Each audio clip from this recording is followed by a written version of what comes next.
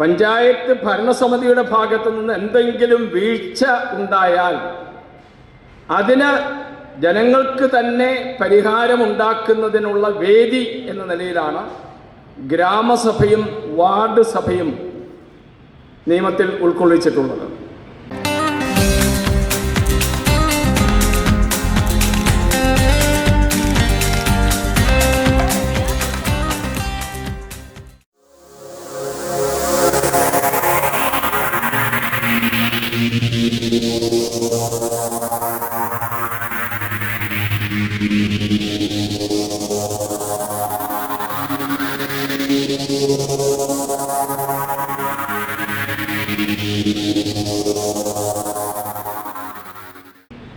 നമുക്ക് ആദ്യം മനസ്സിലാക്കേണ്ടത് 1993 ഭരണഘടനാ ഭേദഗതിയിലൂടെ തദ്ദേശ ഭരണ സംവിധാനങ്ങൾക്കുണ്ടായിട്ടുള്ള മാറ്റം എന്താണ്.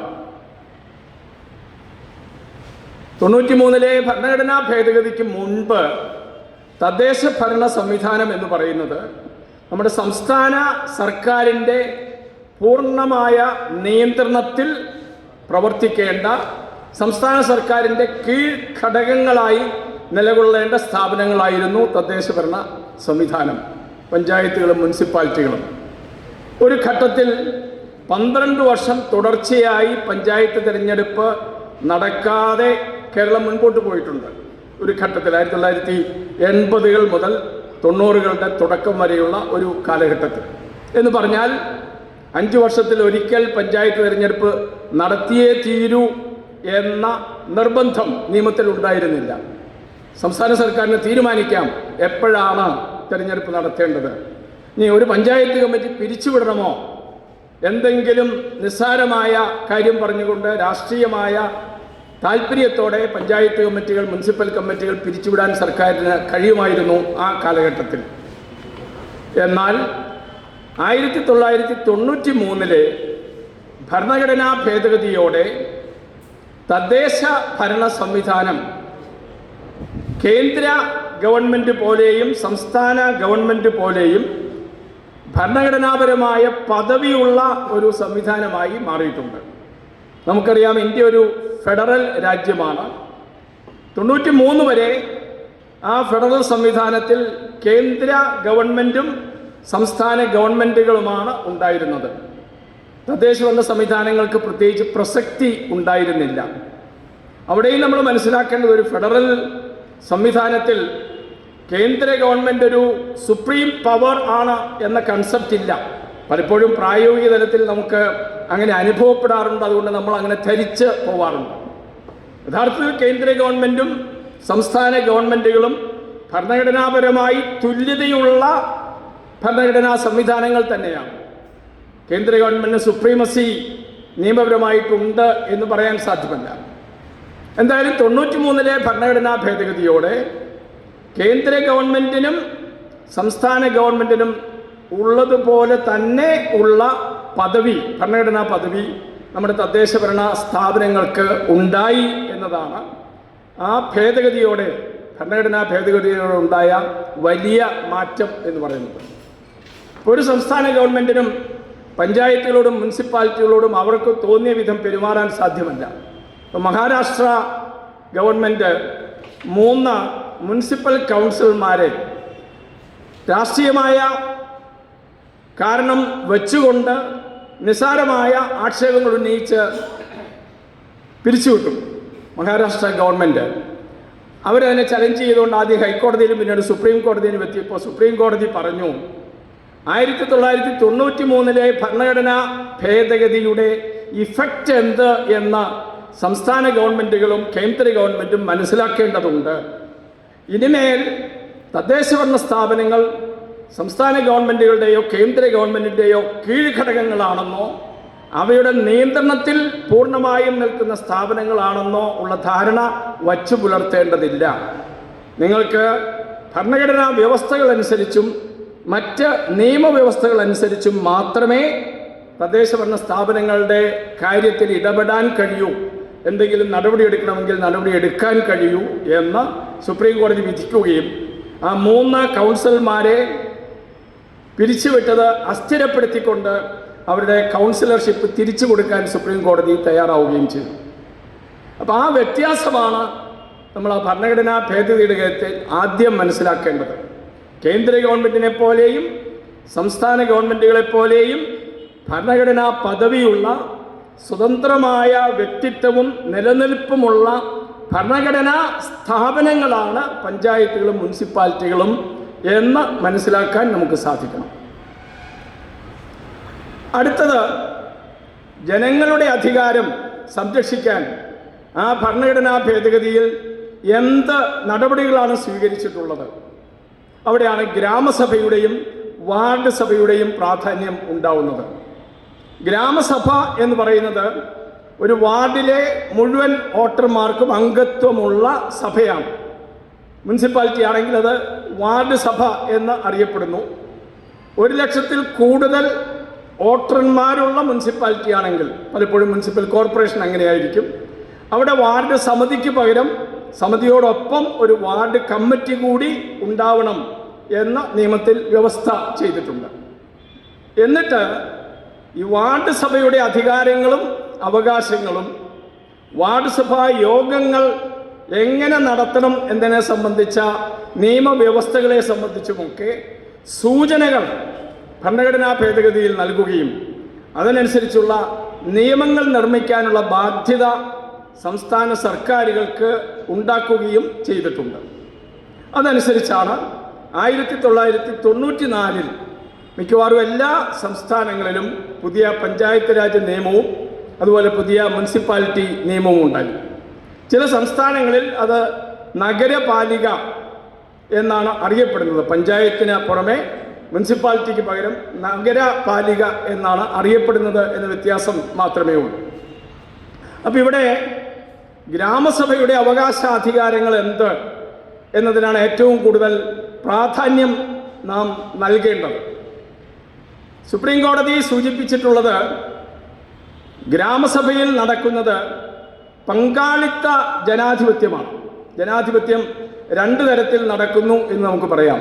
ഒന്ന് പ്രാതിനിധ്യ ജനാധിപത്യം, മറ്റൊന്ന് ഡയറക്റ്റ് ഡെമോക്രസി എന്ന് നമുക്ക് വിശേഷിപ്പിക്കാവുന്ന, ഗ്രീസിലൊക്കെ ആദ്യ ഘട്ടത്തിൽ ജനാധിപത്യം രൂപപ്പെട്ട ആദ്യ ഘട്ടത്തിൽ ഉണ്ടായിരുന്ന പോലെ ജനങ്ങൾ നേരിട്ട് ഭരണത്തിൽ പങ്കെടുക്കുന്ന രീതിയാണ് ഡയറക്റ്റ് ഡെമോക്രസി അല്ലെങ്കിൽ പങ്കാളിത്ത ജനാധിപത്യം എന്ന് പറയുന്നത്.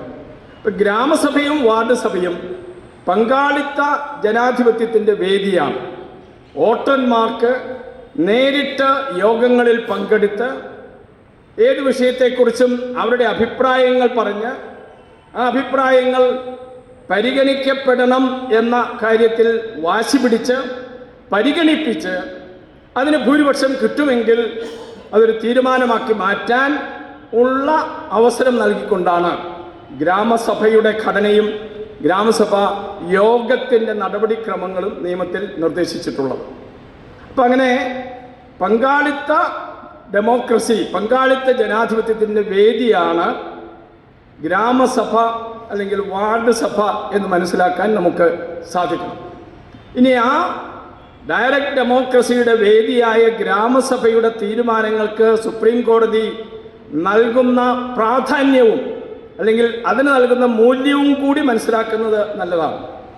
സുപ്രീം കോടതി ഒരു വിധിന്യായത്തിൽ സൂചിപ്പിച്ചിട്ടുള്ളത് സുപ്രീം കോടതിയുടെ വിധികൾ അല്ലെങ്കിൽ സുപ്രീം കോടതി വികസിപ്പിക്കുന്ന നിയമതത്വങ്ങൾ രാജ്യത്ത് നിയമമായിരിക്കുന്നു എന്നതുപോലെ ഒരു പഞ്ചായത്തിനെ സംബന്ധിച്ചിടത്തോളം ഗ്രാമസഭ എടുക്കുന്ന തീരുമാനത്തിന് വലിയ പ്രാധാന്യവും മൂല്യവുമുണ്ട്.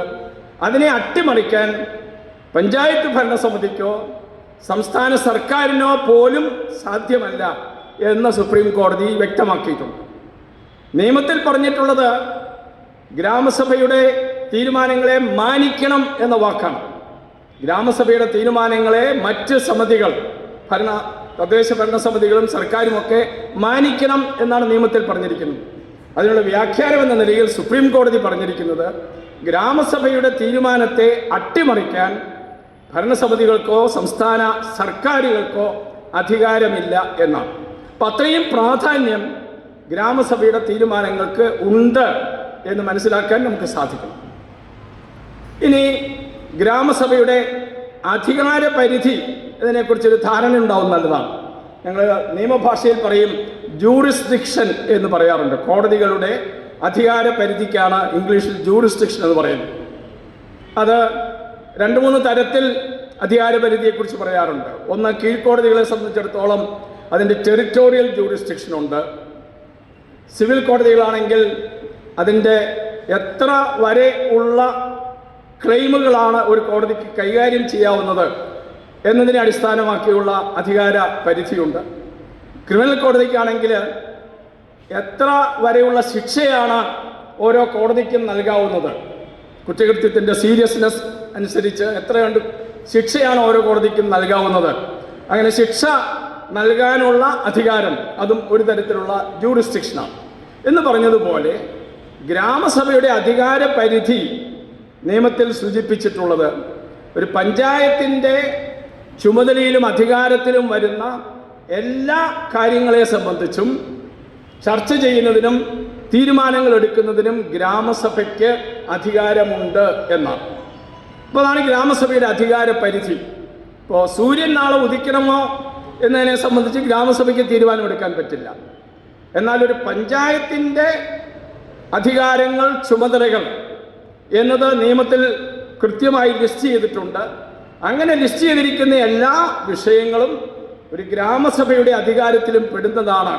അതാണ് ഗ്രാമസഭയുടെ അധികാര പരിധി എന്നാണ് സൂചിപ്പിച്ചിട്ടുള്ളത്.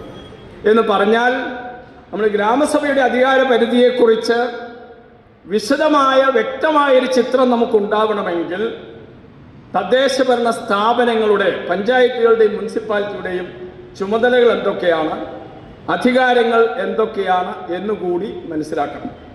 അതുകൊണ്ടാണ് ഞങ്ങൾ ഈ ക്ലാസ്സിൽ ഗ്രാമസഭയുടെ അവകാശാധികാരങ്ങളോടൊപ്പം തന്നെ പഞ്ചായത്തുകളുടെയും മുനിസിപ്പാലിറ്റികളുടെയും ചുമതലകളെക്കുറിച്ചും അധികാരങ്ങളെക്കുറിച്ചും കൂടി വിശദീകരിക്കാനായിട്ട് ശ്രമിക്കുന്നത്. അത് മനസ്സിലാക്കുമ്പോഴാണ് ഗ്രാമസഭയുടെ അധികാരത്തെ സംബന്ധിച്ച് നമുക്ക് നിയമപരമായ വ്യക്തത കൈവരുന്നത്. പഞ്ചായത്തുകൾക്കും മുനിസിപ്പാലിറ്റികൾക്കും 3 തരത്തിലുള്ള ചുമതലകളാണ് നിയമത്തിൽ നിർദ്ദേശിച്ചിട്ടുള്ളത്. ഒന്നാമത്തെ ചുമതലകൾ എന്ന് പറയുന്നത് അനിവാര്യ ചുമതലകൾ എന്ന ഒരു തലക്കെട്ടിൽ കൊടുത്തിരിക്കുന്ന 27 ചുമതലകളാണ്. അനിവാര്യ ചുമതലകൾ എന്ന തലക്കെട്ടിൽ കൊടുത്തിരിക്കുന്ന 27 ചുമതലകളാണ് ഒന്നാമത്തെ വിഭാഗം. രണ്ടാമത്തത് പൊതു ചുമതലകൾ എന്ന തലക്കെട്ടിൽ കൊടുത്തിരിക്കുന്ന 13 ചുമതലകളാണ്. മൂന്നാമത്തത് 200ഓളം ചുമതലകൾ വരുന്ന മേഖലാ ചുമതലകൾ എന്ന തലക്കെട്ടിന് കീഴിൽ വരുന്ന ചുമതലകളാണ്. അപ്പോൾ അനിവാര്യ ചുമതലകൾ, പൊതു ചുമതലകൾ, മേഖലാ ചുമതലകൾ. ഇത് കുറച്ച് വിപുലമായതുകൊണ്ട് ഞങ്ങൾ ഈ പരിശീലന പരിപാടി നടത്തിയപ്പോൾ റെഫറൻസിന് വേണ്ടിയിട്ട് ഒരു ബുക്ക് തയ്യാറാക്കി, ഒരു റെഫറൻസ് ബുക്ക് തയ്യാറാക്കി. ആ ബുക്കിൽ ഈ ചുമതലകളെല്ലാം ഞങ്ങൾ ഉൾപ്പെടുത്താൻ ശ്രമിച്ചിട്ടുണ്ട്. കാരണം ഇത്തരം പഠന പരിപാടിയിൽ നമ്മൾ അനിവാര്യ ചുമതലകളുണ്ട്, പൊതു ചുമതലകളുണ്ട്, മേഖലാ ചുമതലകളുണ്ട് എന്ന പൊതുവായി പരാമർശിക്കുന്നതുകൊണ്ട് മാത്രം പ്രയോജനമില്ല. നമുക്ക് അതിൻ്റെ മാനം എത്രമാത്രമുണ്ട്, അതിൻ്റെ പ്രാധാന്യം എത്രമാത്രമുണ്ട് എന്ന് മനസ്സിലാക്കണമെങ്കിൽ ആ ഓരോ ചുമതലയും കൂടി സാമാന്യമായിട്ടെങ്കിലും ഗ്രഹിക്കാൻ, ഉൾക്കൊള്ളാൻ നമുക്ക് സാധിക്കണം. അപ്പം അതുകൊണ്ട് ഗ്രാമസഭയുടെ അവകാശാധികാരങ്ങളെ സംബന്ധിച്ച് വ്യക്തമായൊരു ചിത്രം ലഭിക്കുന്നതിന് വേണ്ടി കൂടി നമ്മൾ പഞ്ചായത്തുകളുടെ അല്ലെങ്കിൽ മുനിസിപ്പാലിറ്റികളുടെ ചുമതലകളും അധികാരങ്ങളും പഠിക്കണം. ഞാനൊന്ന് വായിച്ചു കേൾപ്പിക്കാം സാമാന്യമായിട്ട്. അനിവാര്യ ചുമതലകൾ 27 എണ്ണമാണ് എന്ന് ഞാൻ പറഞ്ഞു. അതിൽ ഒന്നാമത്തത് കെട്ടിട നിർമ്മാണം നിയന്ത്രിക്കുക എന്നതാണ്. അത് പഞ്ചായത്തുകളും മുനിസിപ്പാലിറ്റികളും കാലാകാലമായി ചെയ്തു വരുന്നതാണ് എന്ന് നമുക്കറിയാം. അതിന് ചില ഉദ്ദേശങ്ങളുണ്ട്. എന്തുകൊണ്ടാണ് കെട്ടിട നിർമ്മാണം നിയന്ത്രിക്കുന്നതിനുള്ള അധികാരം തദ്ദേശഭരണ സ്ഥാപനങ്ങൾക്ക് നൽകിയിട്ടുള്ളത്? രണ്ടാമത്തത് പൊതുസ്ഥലങ്ങൾ കയ്യേറ്റം ചെയ്യപ്പെടാതെ സംരക്ഷിക്കുക. അത് ഒരു പഞ്ചായത്തിൻ്റെ, ഒരു മുനിസിപ്പാലിറ്റിയുടെ അനിവാര്യ ചുമതലയാണ്. പൊതുസ്ഥലങ്ങൾ കയ്യേറ്റം ചെയ്യപ്പെടാതെ സംരക്ഷിക്കുക എന്ന്. ആ ചുമതല നിർവഹിക്കുന്നതിനുള്ള അധികാരം, കറസ്പോണ്ടിങ് ആയിട്ടുള്ള അധികാരവും പഞ്ചായത്തുകൾക്കും മുനിസിപ്പാലിറ്റികൾക്കും നൽകിയിട്ടുണ്ട്. അവിടെയാണ് നമ്മൾ ഈ ചുമതലയും അധികാരവും തമ്മിലുള്ള ബന്ധം കൂടി പൗരന്മാരെന്ന നിലയിൽ നമ്മൾ മനസ്സിലാക്കുന്നത് നല്ലതാണ്. പലപ്പോഴും നമ്മൾ ഭരണത്തെ കാണുന്നത് ഒരു അധികാര കേന്ദ്രം എന്ന നിലയ്ക്കാണ്. ഗവൺമെൻറ്റിനെ കുറിച്ച് ചിന്തിക്കുമ്പോൾ നമുക്ക് മനസ്സിലാദ്യം വരുന്നത് ഒരു അധികാര കേന്ദ്രം എന്ന നിലയിലാണ്, അതല്ലാതെ ഒരു സേവന സ്ഥാപനം എന്ന നിലയിലല്ല. ആണോ? ഒരു ആശുപത്രിയെക്കുറിച്ച് ചിന്തിച്ചാൽ ഒരുപക്ഷെ നിങ്ങൾ പറയും അതൊരു സേവന സ്ഥാപനമാണ്. ഗവൺമെൻറ്റിനെ കുറിച്ച് കേൾക്കുമ്പോൾ ചിന്തിക്കുമ്പോൾ നിങ്ങളുടെ മുമ്പിൽ ആദ്യം വരുന്നത് ഇതൊരു അധികാര കേന്ദ്രം എന്ന നിലയ്ക്കാണ്. അങ്ങനെയല്ല. യഥാർത്ഥത്തിൽ എല്ലാ സ്ഥാപനങ്ങളും യഥാർത്ഥത്തിൽ സേവന കേന്ദ്രങ്ങളാണ് നിയമപരമായി, അധികാര കേന്ദ്രങ്ങളല്ല. അധികാരം നിയമമാണ് നൽകുന്നത്, അത് നമ്മൾ മനസ്സിലാക്കണം. അധികാരം യഥാർത്ഥത്തിൽ കുടികൊള്ളുന്നത് നിയമങ്ങളിലാണ്. മൗലികമായി ഭരണഘടനയിലും അതിന് താഴെ മറ്റ് നിയമങ്ങളിലുമാണ് അധികാരം കുടികൊള്ളുന്നത്. അത് സർക്കാരിലോ ഒരു അധികാര കേന്ദ്രത്തിലോ അല്ല.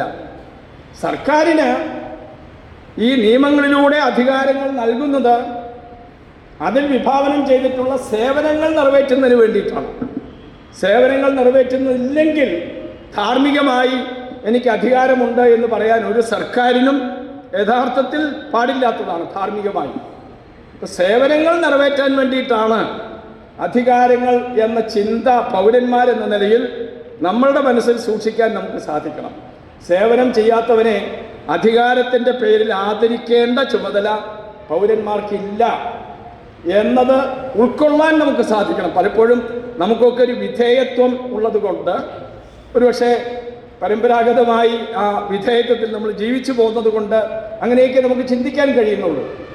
പൗരന്മാരെന്ന നിലയിൽ ആ രീതി മാറ്റാൻ നമുക്ക് സാധിക്കണം. സേവനങ്ങൾ ചെയ്യുന്ന ആളുകൾക്ക് മാത്രമേ അധികാരങ്ങൾ പ്രയോഗിക്കാൻ അല്ലെങ്കിൽ അധികാരങ്ങളുണ്ട് എന്ന് പറയാൻ ധാർമ്മികമായി അർഹതയുള്ളൂ എന്ന് ചിന്തിക്കാൻ നമുക്ക് സാധിക്കണം. ഞാൻ എങ്ങനെ ബന്ധപ്പെടുത്തിയിരിക്കുന്നു അധികാരങ്ങൾ എന്ന് മനസ്സിലാക്കാൻ വേണ്ടി ഈ ഒരു ചുമതലയെക്കുറിച്ച് ഞാൻ പറയാം. പൊതുസ്ഥലങ്ങൾ കയ്യേറ്റം ചെയ്യപ്പെടാതെ സംരക്ഷിക്കുക എന്ന ചുമതല നിറവേറ്റുന്നതിന് വേണ്ടി കൊടുത്തിട്ടുള്ള അധികാരം നിയമത്തിൽ പറയുന്നത്, ആരെങ്കിലും ഒരു പൊതുസ്ഥലം നിയമവിരുദ്ധമായി കയ്യേറിയിട്ടുണ്ടെങ്കിൽ പഞ്ചായത്ത് ഭരണസമിതിക്ക് ഒരു നോട്ടീസ് കൊടുക്കാം അയാൾക്ക് ആദ്യമായിട്ട്. നിങ്ങൾ നിയമവിരുദ്ധമായിട്ടാണ് ഈ പൊതുസ്ഥലം കയ്യേറിയിരിക്കുന്നത്, നിങ്ങൾ ഇത്ര ദിവസത്തിനകം ഒഴിഞ്ഞു തരണം എന്ന് പറഞ്ഞ് ഒരു നോട്ടീസ് കൊടുക്കാം. ഭരണസമിതിക്ക് വേണ്ടിയാണ് നോട്ടീസ് കൊടുക്കുന്നത്. നോട്ടീസ് കൊടുക്കുമ്പോൾ അതിൽ ഒപ്പിടുന്നത് സെക്രട്ടറി ആയിരിക്കും എന്ന് മാത്രമേ ഉള്ളൂ.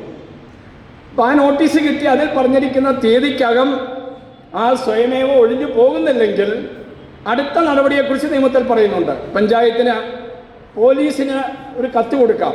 ഞങ്ങളിങ്ങനെ നോട്ടീസ് കൊടുത്തിട്ട് അയാൾ സ്വയമേവ ഒഴിഞ്ഞു പോകാൻ തയ്യാറായിട്ടില്ല, അതുകൊണ്ട് ബലം പ്രയോഗിച്ച് അയാളെ ഒഴിവാക്കേണ്ടതുണ്ട്, അതിനാവശ്യമായ സംരക്ഷണം പോലീസിൻ്റെ ഭാഗത്ത് ഉണ്ടാവണം എന്നുകൊണ്ടൊരു കത്ത് കൊടുക്കാം. അപ്പോൾ ആ കത്ത് കിട്ടിയാൽ ആ സംരക്ഷണം കൊടുക്കാൻ പോലീസ് ബാധ്യസ്ഥമാണ്. പോലീസിൻ്റെ സഹായത്തോടെ അയാളെ ആ നിയമവിരുദ്ധമായി കയ്യേറിയിരിക്കുന്ന സ്ഥലത്ത് നിന്ന് ഒഴിവാക്കാം. ഒഴിവാക്കുക മാത്രമല്ല, വേറെ 2 അധികാരങ്ങൾ കൂടി പഞ്ചായത്തിന് അല്ലെങ്കിൽ മുനിസിപ്പാലിറ്റി കൊടുത്തിട്ടുണ്ട്. ഒന്ന്, അങ്ങനെ ഒഴിവാക്കുന്നതിന് വേണ്ടി പഞ്ചായത്തിന് പണച്ചെലവ് ഉണ്ടാകും, ആ പണച്ചെലവ് അയാളിൽ നിന്ന് ഈടാക്കാം. രണ്ടാമത്, നിയമവിരുദ്ധമായി അയാൾ സ്ഥലം കൈവശം വെച്ചിരുന്നതിന് അയാളുടെ മേലൊരു പിഴ ചുമത്താനുള്ള അധികാരവും പഞ്ചായത്തിന് അല്ലെങ്കിൽ മുനിസിപ്പാലിറ്റിക്ക് നൽകിയിട്ടുണ്ട്. അപ്പം അങ്ങനെ ആ പിഴ ചുമത്തി അതും ഈടാക്കിയെടുക്കാം, നിയമവിരുദ്ധമായി അയാൾ ആ സ്ഥലം കൈവശം വച്ചിരുന്നതിന്. അപ്പോൾ ഈ 3 അധികാരങ്ങളാണ് ഈ പൊതുസ്ഥലങ്ങൾ കയ്യേറ്റം ഒഴിപ്പിക്കുക എന്ന ചുമതല നിർവഹിക്കുന്നതിന് വേണ്ടി പഞ്ചായത്തുകൾക്കും മുനിസിപ്പാലിറ്റികൾക്കും നിയമം നൽകിയിട്ടുള്ളത്.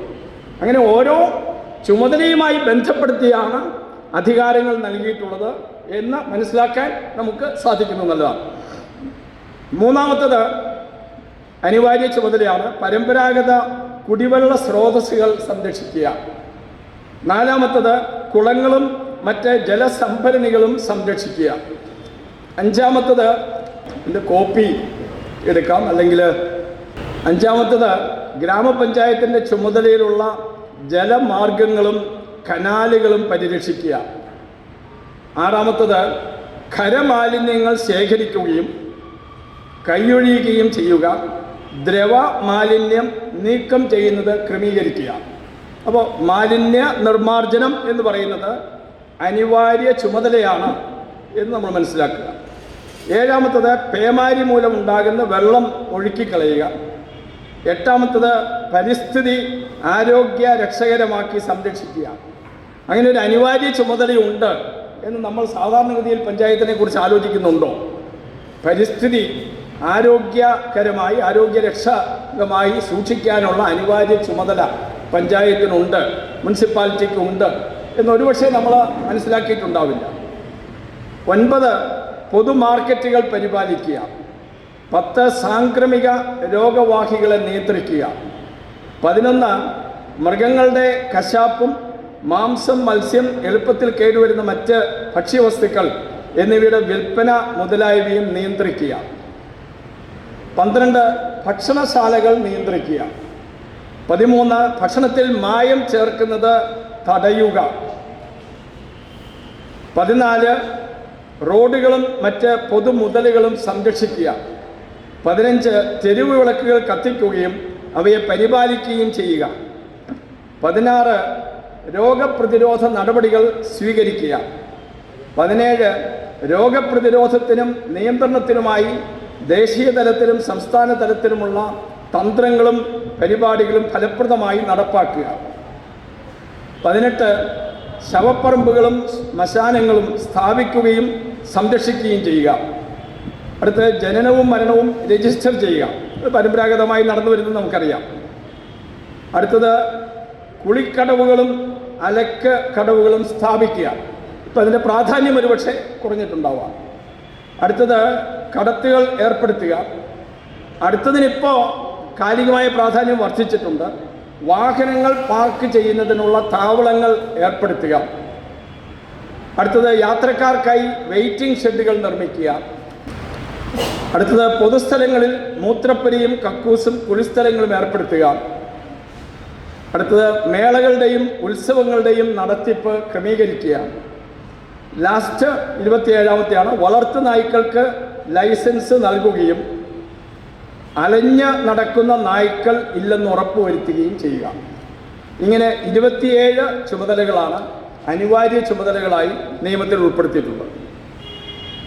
ഒന്ന്, ഈ ചുമതലകൾക്ക് അത് നിറവേറ്റപ്പെട്ടാൽ നമ്മുടെ ദൈനംദിന ജീവിതത്തിൽ ഉണ്ടാകാവുന്ന മാറ്റം എന്ത് എന്ന മനസ്സിൽ ഒന്ന് ഭാവന ചെയ്യാൻ നമുക്ക് സാധിക്കും. ഈ അനിവാര്യ ചുമതലകൾ വീഴ്ചയില്ലാതെ ഒരു തദ്ദേശ ഭരണ സ്ഥാപനം നിറവേറ്റുകയാണെങ്കിൽ, പൂർത്തീകരിക്കുകയാണെങ്കിൽ എന്തെന്ത് മാറ്റം ആണ് നമ്മുടെ ദൈനംദിന ജീവിതത്തിൽ ഉണ്ടാവുക. ഇനി അതിൽ എന്താണ് അനിവാര്യ ചുമതലകളുടെ നിയമപരമായ വ്യാഖ്യാനം, പ്രത്യേകത?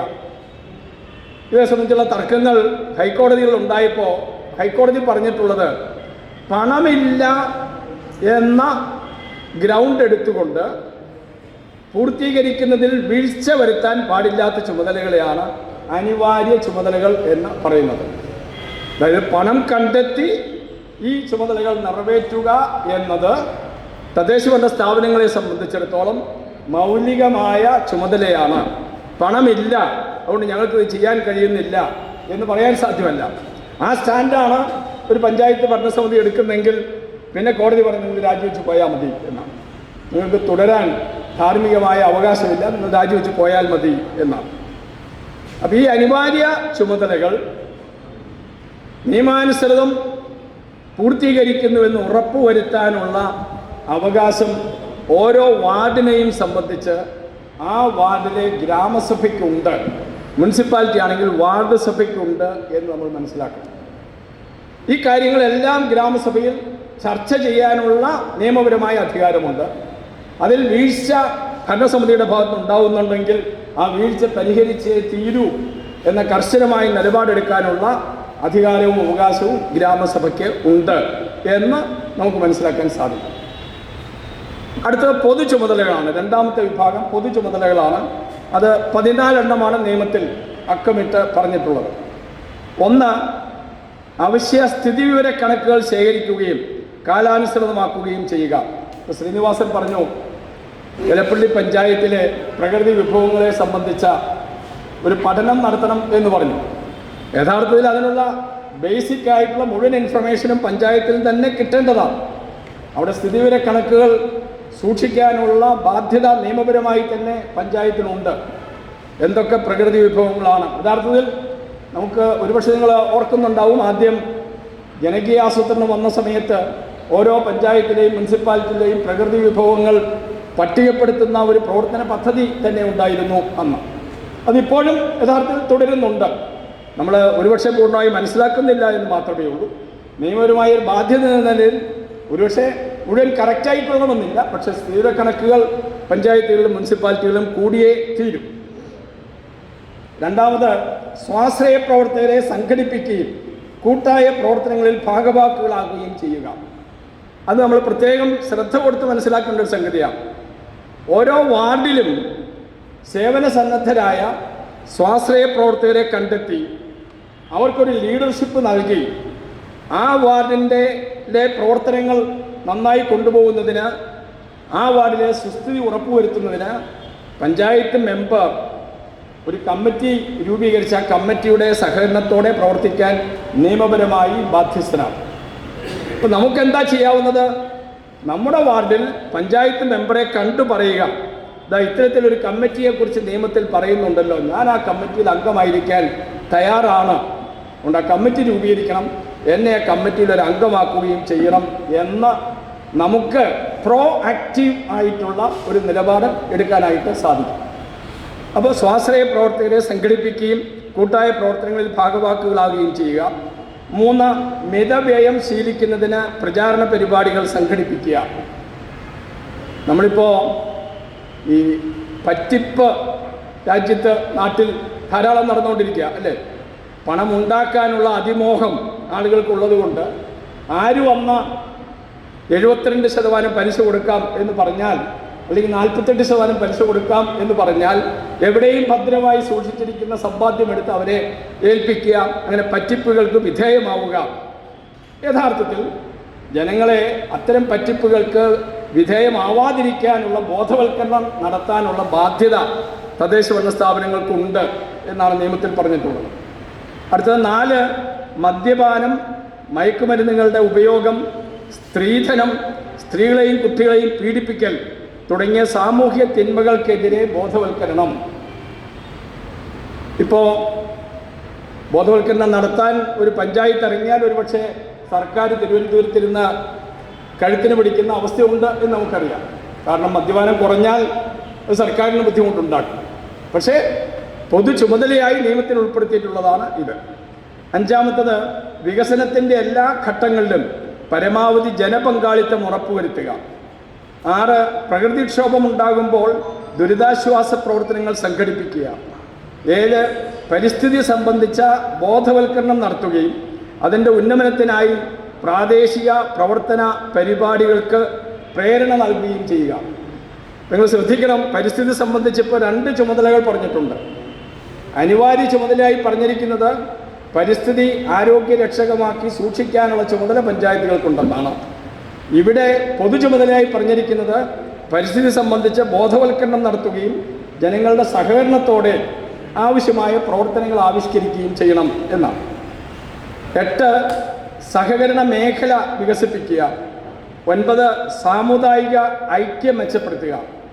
10, വികസനാവശ്യങ്ങൾക്ക് ഭൂമി സൗജന്യമായി വിട്ടുകൊടുക്കുന്നതുൾപ്പെടെ പണമായോ വസ്തുക്കളായോ പ്രാദേശികമായി വിഭവ സമാഹരണം നടത്തുക. 11, ദുർബല വിഭാഗങ്ങൾക്കിടയിൽ നിയമ ബോധവൽക്കരണം പ്രചരിപ്പിക്കുക. 12, സാമ്പത്തിക കുറ്റങ്ങൾക്കെതിരെ പ്രചാരണം നടത്തുക. 13, പാവപ്പെട്ടവരെ കേന്ദ്രീകരിച്ച് അയൽക്കൂട്ടങ്ങളും സ്വാശ്രയ സംഘങ്ങളും രൂപീകരിക്കുക. 14, പൗരധർമ്മത്തെപ്പറ്റി ബോധവൽക്കരണം നടത്തുക. പൗരധർമ്മത്തെപ്പറ്റി ബോധവൽക്കരണം നടത്താൻ തദ്ദേശ ഭരണ സ്ഥാപനങ്ങൾക്ക് ചുമതല ഉള്ളതുപോലെ തന്നെ നമുക്ക് ഓരോ പൗരനും ഒരു ചുമതല ഭരണഘടനാപരമായി ഉണ്ട് എന്നുകൂടി നമ്മൾ ഓർത്തിരിക്കുന്നതാണ്. ഭരണഘടന ഭേദഗതി ചെയ്ത് നമ്മുടെ മൗലിക ചുമതലകളെ സംബന്ധിച്ച് ഭരണഘടനയിൽ ഉൾപ്പെടുത്തിയിട്ടുണ്ട്. പ്രത്യേക ഒരു അനുച്ഛേദമായി ആർട്ടിക്കിളായി ഉൾപ്പെടുത്തിയിട്ടുണ്ട്. ഓക്കെ, അടുത്തത് മേഖലാടിസ്ഥാനത്തിലുള്ള ചുമതലകളാണ്. മേഖലാടിസ്ഥാനത്തിലുള്ള ചുമതലകളെ സംബന്ധിച്ചും അല്പം ആഴത്തിൽ മനസ്സിലാക്കുന്നത് നല്ലതാണ്. നമ്മുടെ തദ്ദേശഭരണ സ്ഥാപനങ്ങളെ പ്രാദേശിക സർക്കാരായിട്ട് ഈ ഭരണഘടനാ ഭേദഗതിയിലൂടെ പാർലമെൻറ്റ് ഉയർത്തിയ സന്ദർഭത്തിൽ അതിൽ കൊടുത്തിരിക്കുന്ന ഒരു നിർദ്ദേശമാണ് സംസ്ഥാന സർക്കാരുകൾ അവരുടെ ചുമതലകളും അധികാരങ്ങളും തദ്ദേശഭരണ സ്ഥാപനങ്ങൾക്ക് കൈമാറിക്കൊടുക്കണം, അവരുമായിട്ട് ഷെയർ ചെയ്യാൻ തയ്യാറാവണം എന്നത്. അതിൻ്റെ അടിസ്ഥാനത്തിൽ കേരളത്തിൽ 19 വകുപ്പുകളുടെ ചുമതലകളും അധികാരങ്ങളും പ്രാദേശിക അടിസ്ഥാനത്തിൽ തദ്ദേശഭരണ സ്ഥാപനങ്ങൾക്ക് നൽകിയിട്ടുണ്ട്. അതിൽ ഓരോ വകുപ്പിനെയും സംബന്ധിച്ചുള്ള ചുമതലകൾ നിയമത്തിൽ പറഞ്ഞിട്ടുണ്ട്. എല്ലാം കൂടി ചേർന്നാൽ 200-ലധികം വരും. ഞാൻ ആ വകുപ്പുകൾ മാത്രം ആദ്യം പറയാം. 1 കൃഷി വകുപ്പിൻ്റെ പ്രാദേശിക ചുമതലകൾ. 2 മൃഗസംരക്ഷണവും ക്ഷീരോത്പാദനവും. 3 ചെറുകിട ജലസേചനം. 4 മത്സ്യബന്ധനം. 5 സാമൂഹ്യ വനവൽക്കരണം. 6 ചെറുകിട വ്യവസായങ്ങൾ. 7 ഭവന നിർമ്മാണം. 8 ജലവിതരണം. 9 വിദ്യുച്ഛക്തിയും ഊർജവും. 10 വിദ്യാഭ്യാസം. 11 പൊതുമരാമത്ത്. 12 പൊതുജനാരോഗ്യവും ശുചീകരണവും. 13 സാമൂഹ്യക്ഷേമം. 14 ദാരിദ്ര്യ നിർമ്മാർജ്ജനം. 15 പട്ടികജാതി പട്ടികവർഗ വികസനം. 16 കായിക വിനോദവും സാംസ്കാരിക കാര്യങ്ങളും. 17 പൊതുവിതരണ സമ്പ്രദായം. 18 പ്രകൃതിക്ഷോഭ ദുരിതാശ്വാസം. 19 സഹകരണം. ഈ 19ഉം സംസ്ഥാന സർക്കാരിൻ്റെ ഓരോ വകുപ്പാണ്. ആ വകുപ്പിൻ്റെ മൃഗസംരക്ഷണം 2ാമത്തെയാണ്.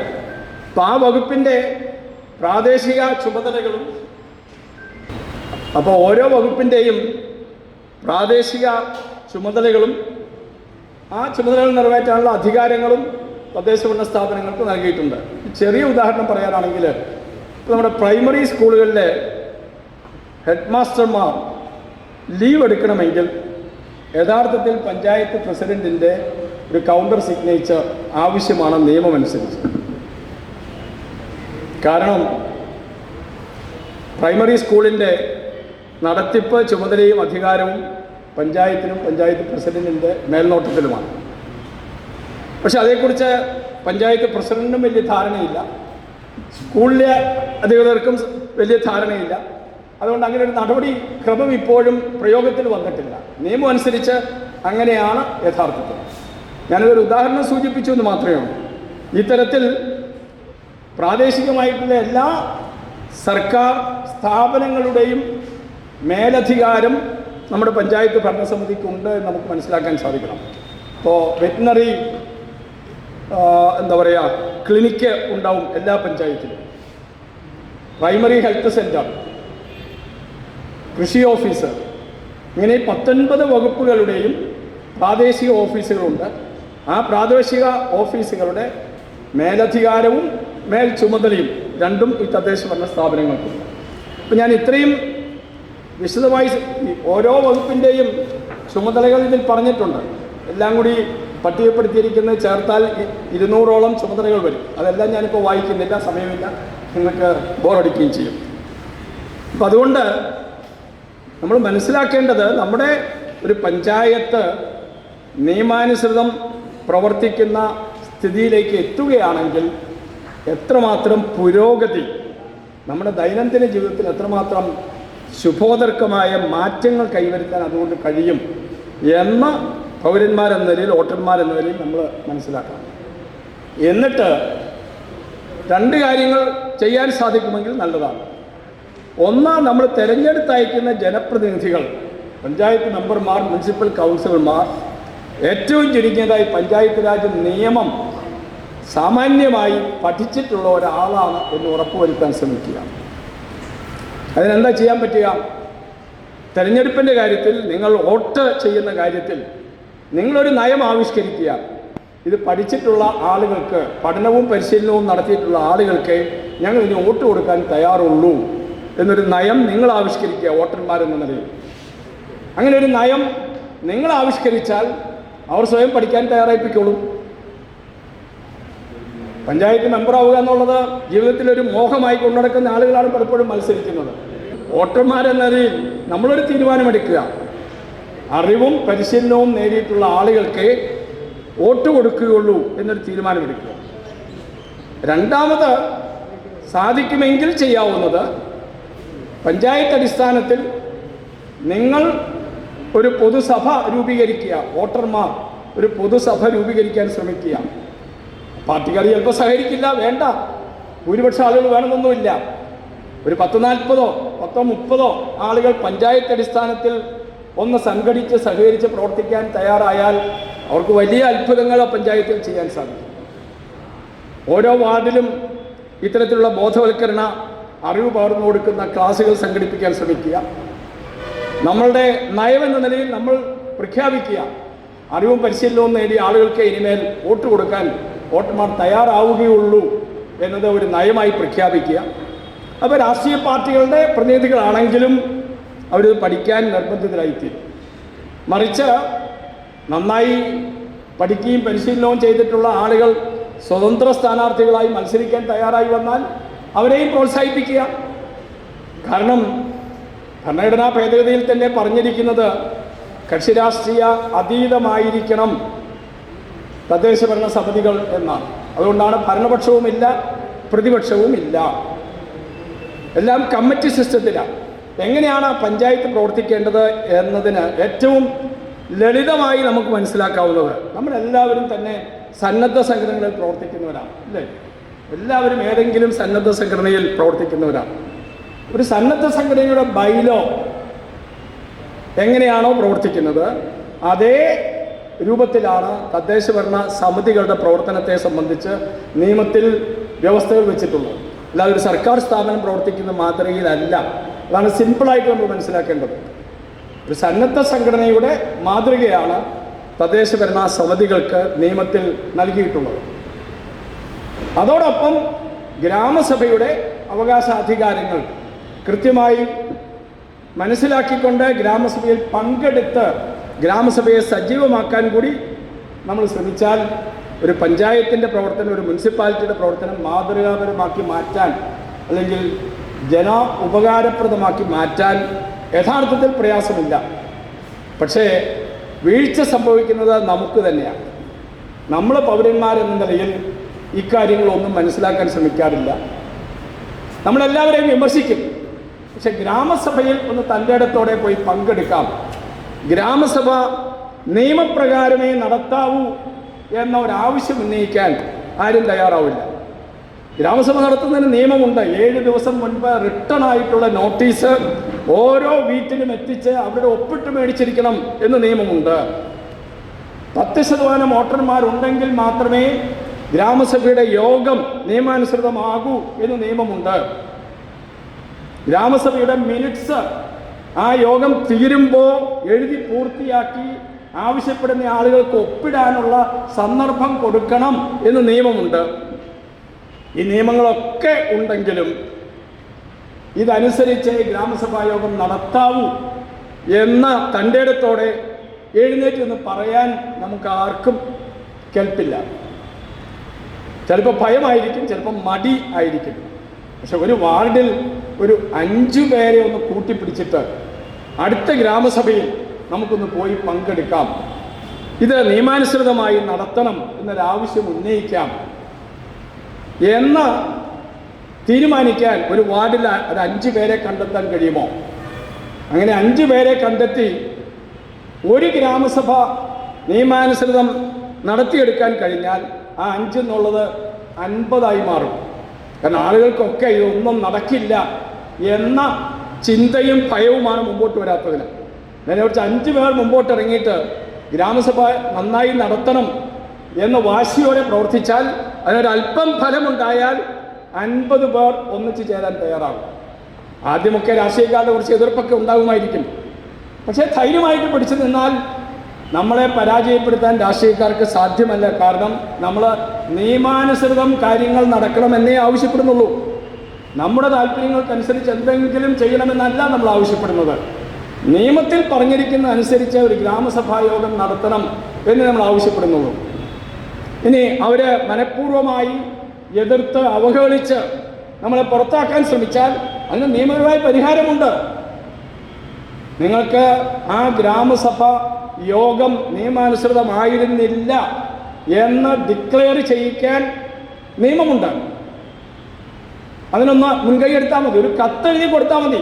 കോടതിയിൽ പോകേണ്ട കാര്യമൊന്നുമില്ല. ഒരു കത്തെഴുതി കൊടുത്താൽ ആ ഗ്രാമസഭാ യോഗം നിയമാനുസൃതമായിരുന്നില്ല, അതുകൊണ്ട് വീണ്ടും ഗ്രാമസഭ കൂടണം എന്ന തീരുമാനത്തിൽ ഭരണസമിതി എത്തേണ്ടി വരും.